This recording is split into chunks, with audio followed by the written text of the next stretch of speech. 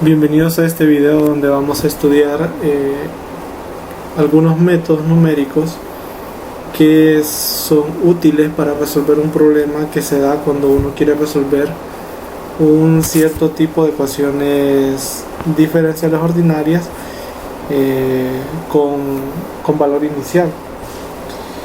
Entonces, para entender de qué se trata, el problema como tal se denomina como rigidez y tiene su origen en el siguiente problema. Podemos verlo aquí.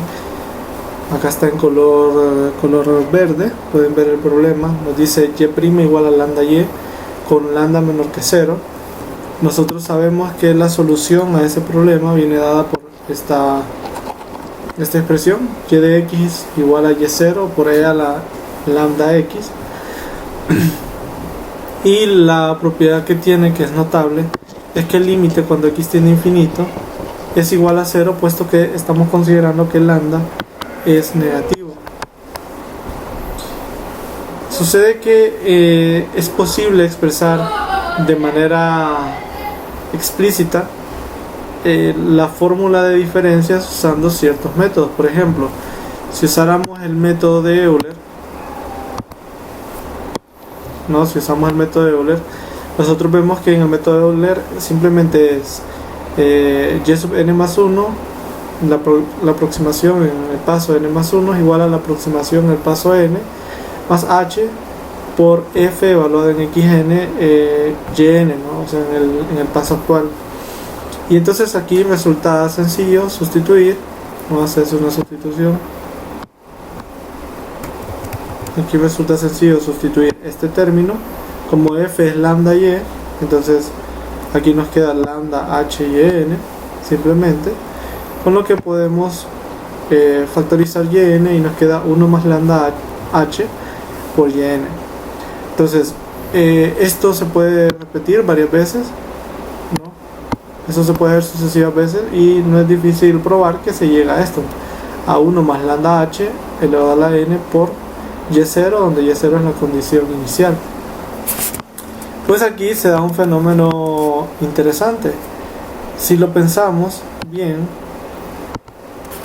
sucede que el término que aparece aquí entre paréntesis es muy importante, porque si ese término fuera mayor a 1, entonces se puede probar, ¿no? En análisis, generalmente esto se discute así en clases como cálculo 1, cálculo 2 o análisis matemáticos. Se puede ver que si ese término que está ahí es mayor que 1, entonces el límite tiende a infinito, por lo cual la solución aproximada pues no tendría el comportamiento de la solución exacta, ¿no? Que es a la que queremos aproximarnos, ¿no? Y bueno, entonces a este tipo de problemas a este fenómeno que se da ahí se llama fenómeno de rigidez, ¿no? Y puede ser problemático en algunos tipos de problemas.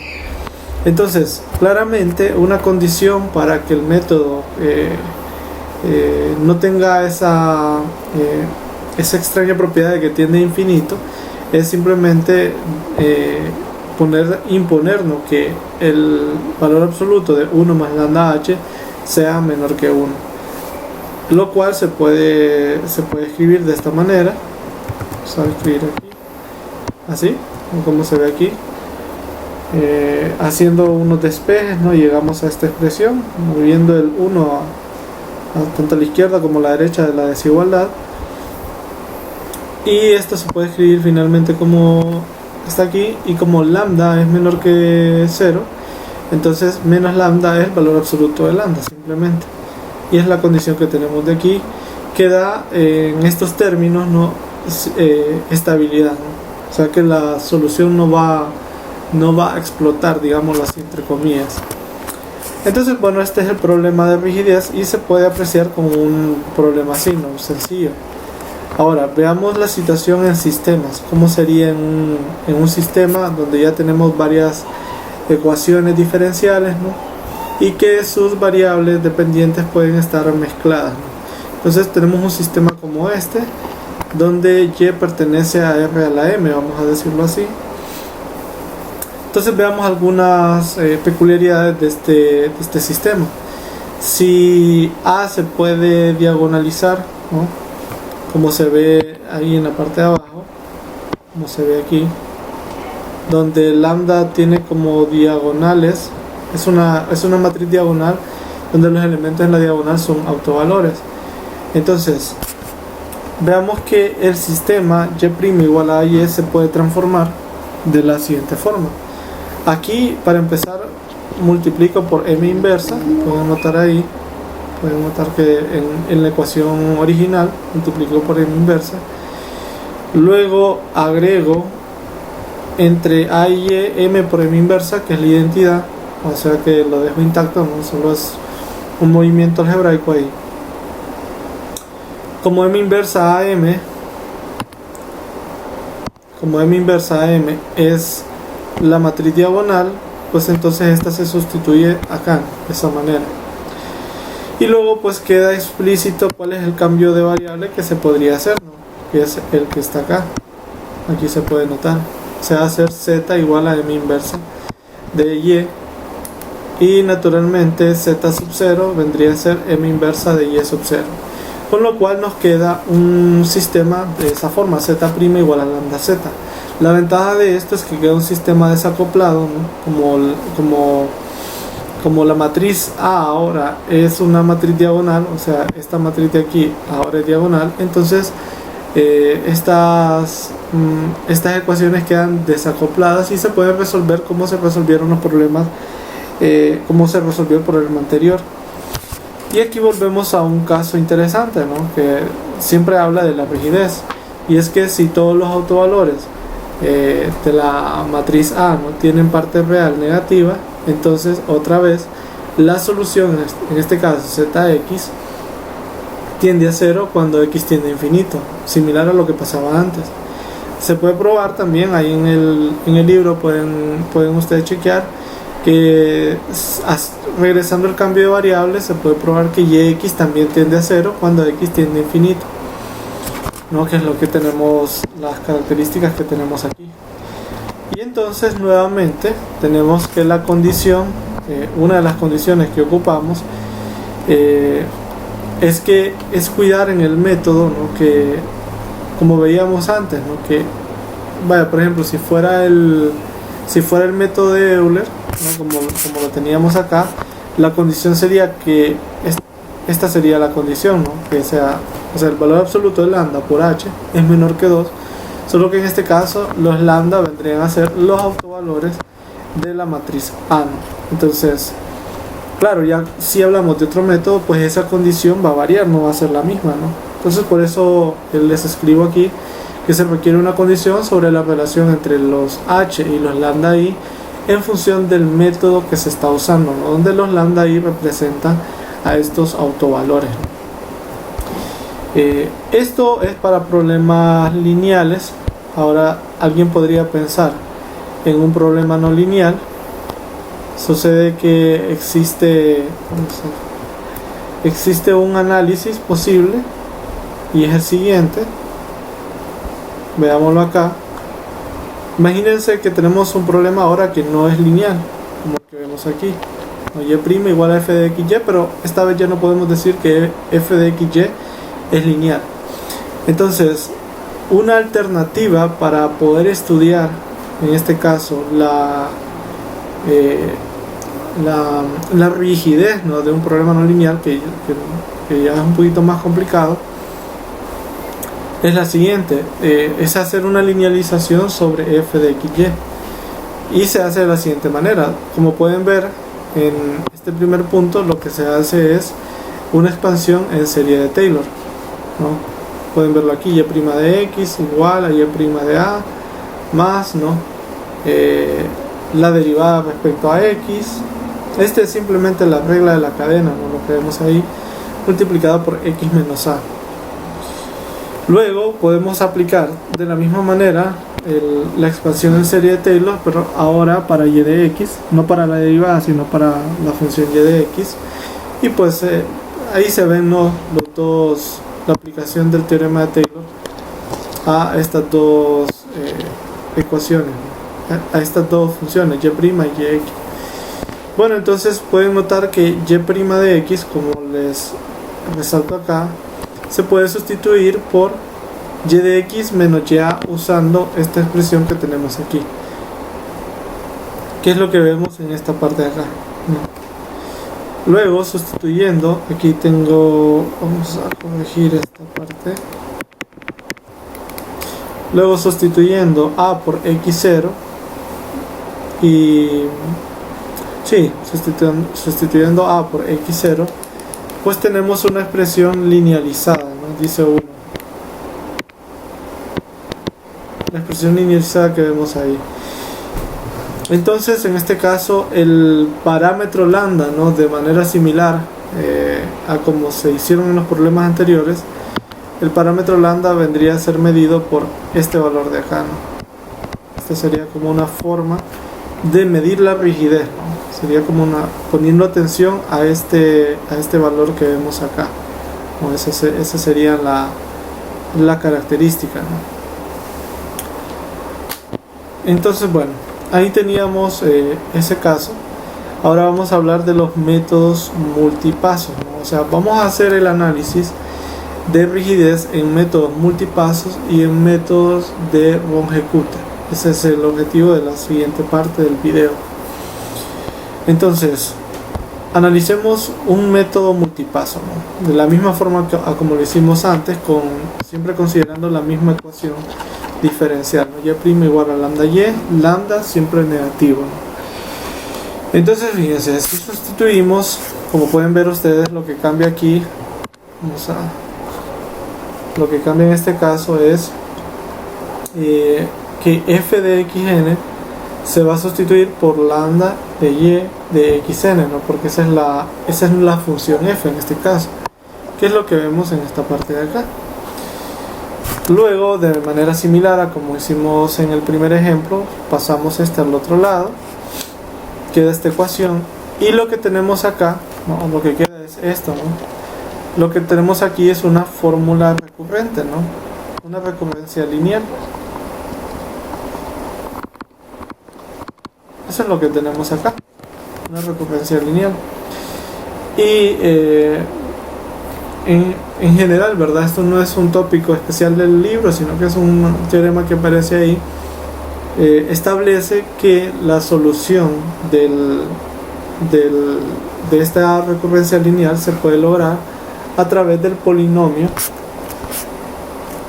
característico, que en este caso le denominan polinomio de estabilidad, que es el polinomio que vemos acá. Vamos a remarcarlo. Es el polinomio que vemos acá. O sea, simplemente es cambiar y de x más n por z a la k en este caso, ¿no? Simplemente es eso.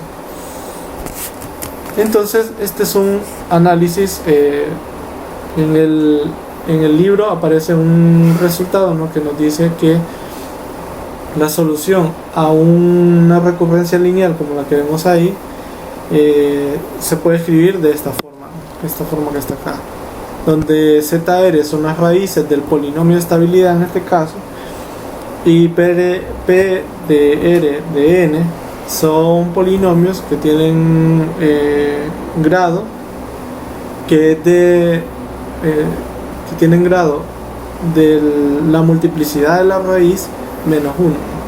Eso es lo que nosotros conocemos, ¿no? Entonces, de esta manera podemos definir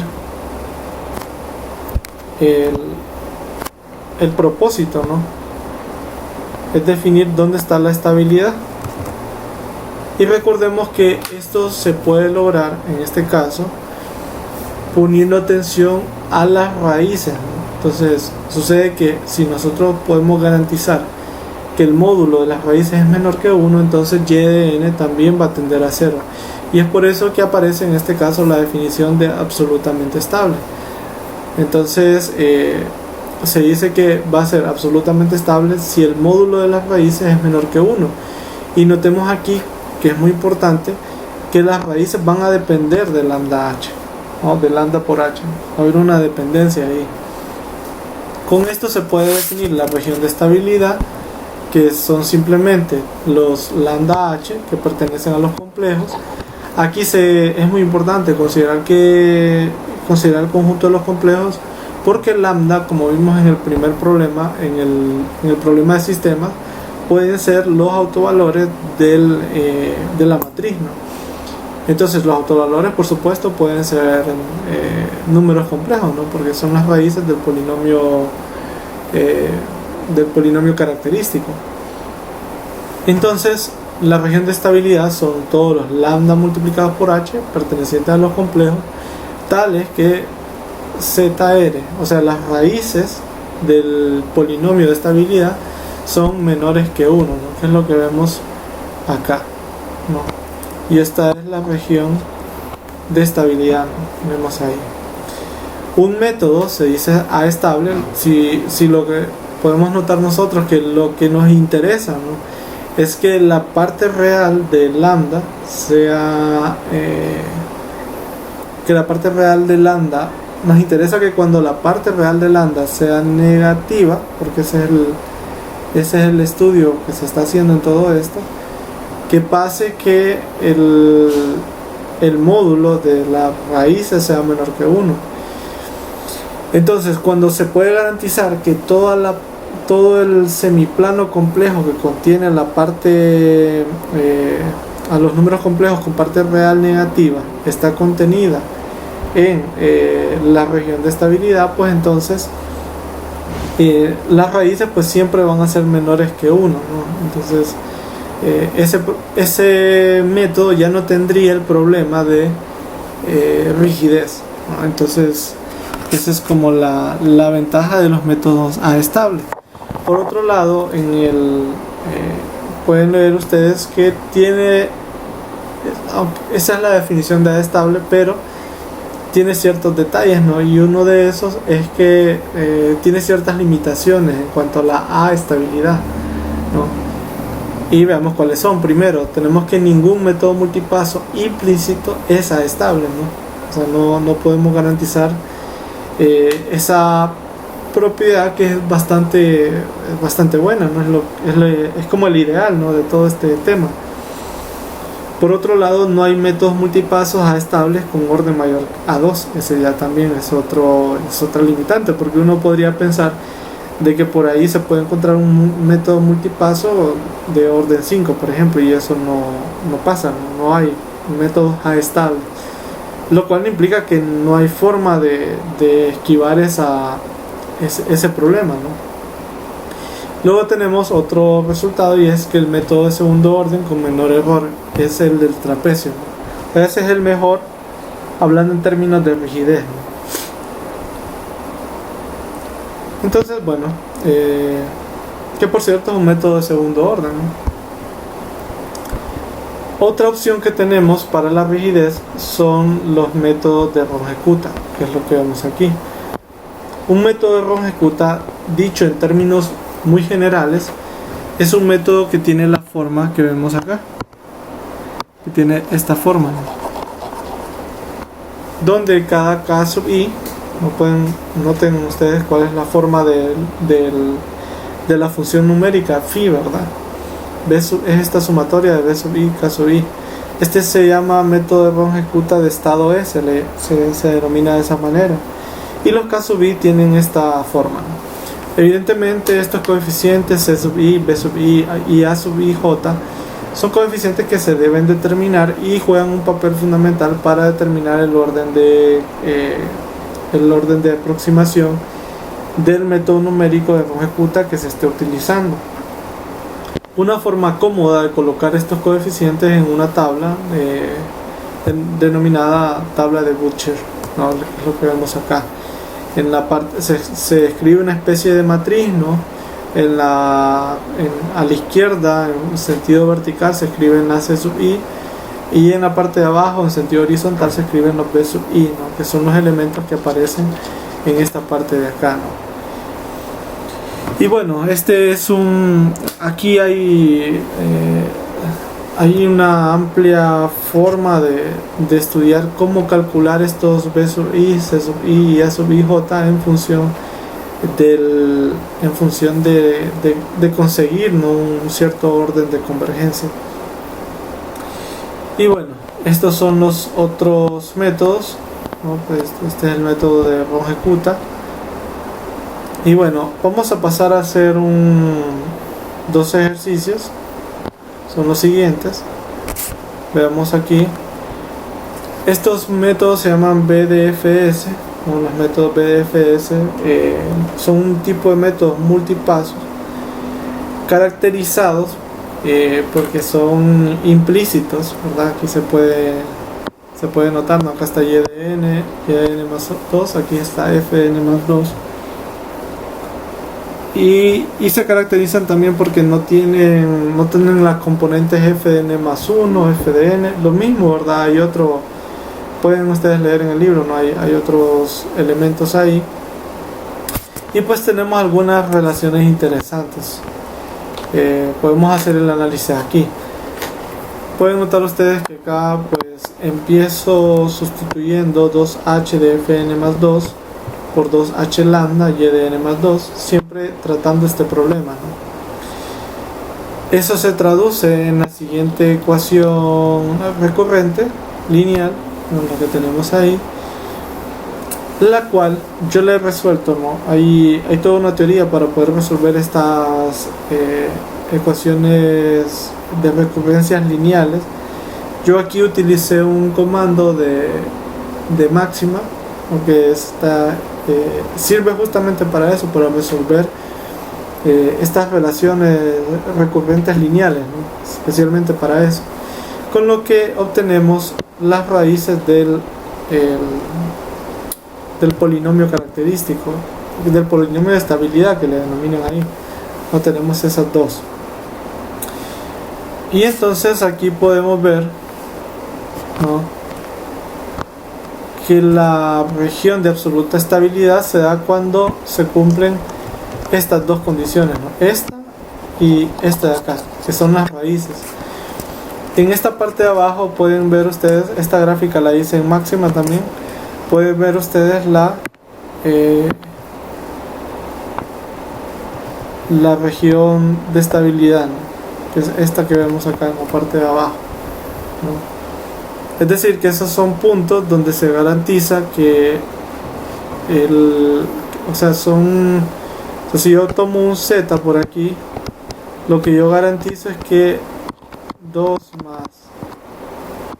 por z más 1 sobre 3 menos 2z, tengo que ahí es menor que 1, ¿no? Y claro, si yo tomo un z por acá, entonces lo que sucede ahí es que 2 más raíz de 2z más 1 sobre 3 menos 2z es mayor que 1, ¿no?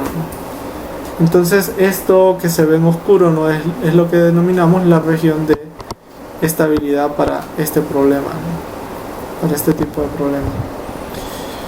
Muy bien, en el libro también aparece otro ejercicio. Nos dan un problema para un método de Ronge-Kutta. Nos dan la tabla de Butcher, aquí la tenemos, ¿no? Tenemos los valores de los B sub i, acá están los B sub i, ¿no?, en esta parte de acá están los C sub i y estos son los A sub i, ¿no? Entonces con todo esto el método pues se escribe, ¿no? No hay ningún problema.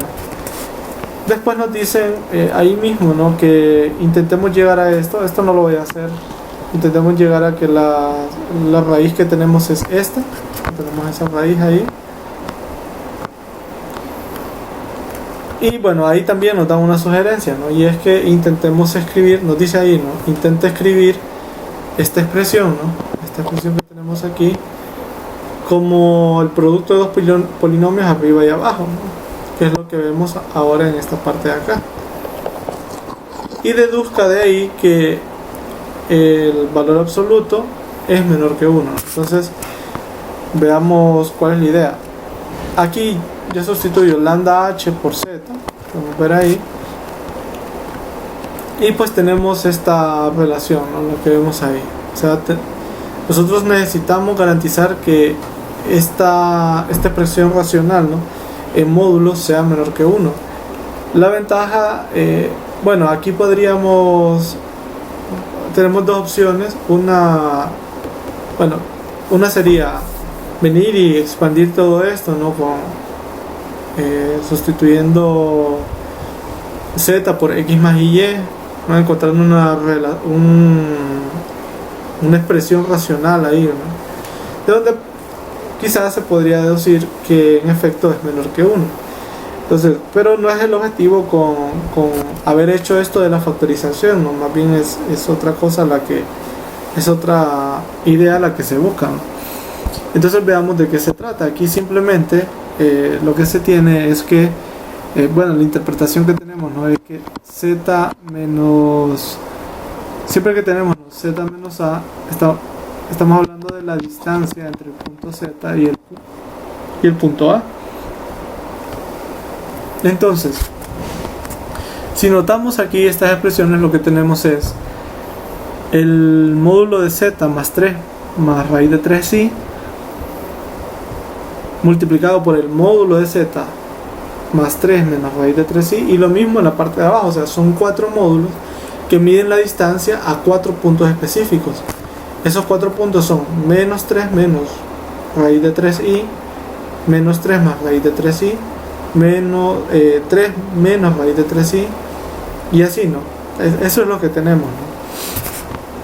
Entonces aquí están los 4 puntos. Podemos ver acá están menos 3 menos más raíz de 3i, ¿no? Están los 4 puntos. Y notemos que z, ¿no? Lo que queremos, ya se puede ver de forma geométrica. Notemos que si z, por ejemplo, estuviera ubicado aquí, vamos a ver, si z estuviera ubicado aquí en este punto,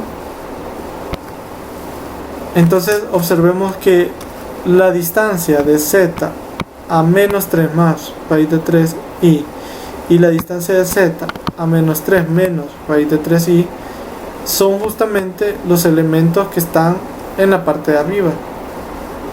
O sea, son estos dos, estas dos distancias. Y también hay que notar que lo importante o lo que nos interesa es considerar valores que se encuentren,